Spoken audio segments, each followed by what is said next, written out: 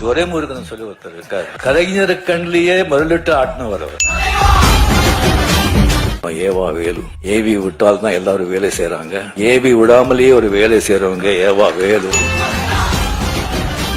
School டீச்சருக்கு இந்த new ஸ்டூடெண்ட்ஸுக்கு வந்து ப்ராப்ளமே கிடையாது, ஈஸியா வந்து சமாளிச்சிருவோம். பழைய ஸ்டூடெண்ட்ஸ் இருக்க பாருங்க, அவங்கள சமாளிக்கிறது சாதாரண விஷயம். இங்க ஏகப்பட்ட பழைய ஸ்டூடெண்ட்ஸ், நான் அங்க பார்த்து சொல்றேன், அது சாதாரணமான பழைய ஸ்டூடெண்ட்ஸ் இல்ல, எல்லாருமே வந்து ஃபெயில் ஆயிட்டாங்க. இல்ல ஒரு ரேங்க் வாங்கிட்டு அந்த கிளாஸ் விட்டு போக மாட்டோம்னு உட்காந்துருக்காங்க.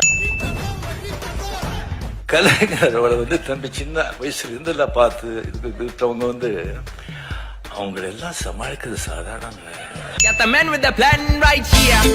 சோ நாம எல்லாருமே வந்து வெளியே பாக்குறோம்.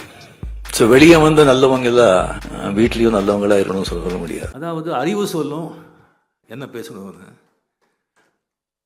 அண்ட் உன்னுடைய திறமை சொல்லும் எப்படி பேசணும்னு, அரங்கம் சொல்லும் எவ்வளோ பேசணும்னு, உன் அனுபவம் சொல்லும் எது பேசணும் எது பேசக்கூடாது.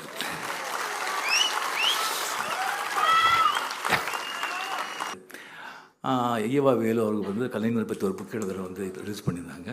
மாண்புமிகு முதலமைச்சர் கூட அவங்க இருந்தாங்க. ஸோ அங்கே வந்து எல்லாம் வந்து எல்லாருமே ஐஏஎஸ் ஐபிஎஸ் எல்லாம் நம்ம வந்து மினிஸ்டர்ஸ் எல்லாமே வந்து வந்திருந்தாங்க. நான் வந்து அப்படியே பேசும்போது எல்லாமே நண்பர்கள் தானே, பேசும்போது இந்த மாதிரி வந்து ஓல்டு ஸ்டூடெண்ட்ஸ் எல்லாம் சமாளிக்கிறது ரொம்ப கஷ்டம்,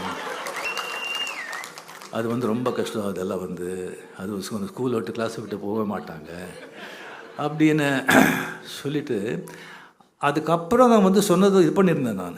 அப்படி இருந்தால் கூட ஓல்டுன்னு சொன்னால் அந்த எக்ஸ்பீரியன்ஸு, ஓல்டு பீப்புள் அவங்கெல்லாம் தூண்கள், அவங்கெல்லாம் ஃபவுண்டேஷன். அந்த மாதிரி எக்ஸ்பீரியன்ஸ் ஓல்டு திஸ்டிங் இல்லைன்னு சொன்னால் எந்த இயக்கமும் எந்த பாட்டையும் வந்து அவ்வளோ திஸ்டிங் தேராது. அது தூண்கள் மட்டும் இல்லை, சிகரம் கூட. அந்த மாதிரி சொல்லணும்னு சொல்லி இது பண்ணிவிட்டு அந்த எல்லா சிரிப்பு இதில் வந்து அதை மறந்துட்டேன்.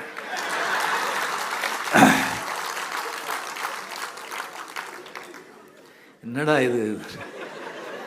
ஸோ இப்போ வரும்போது மனசில் மிஸ்டர் ரஜினிகாந்த் எல்லாம் பாரு, இந்த மாதிரி ஏதோ மிஸ்டேக் பண்ணிடாத,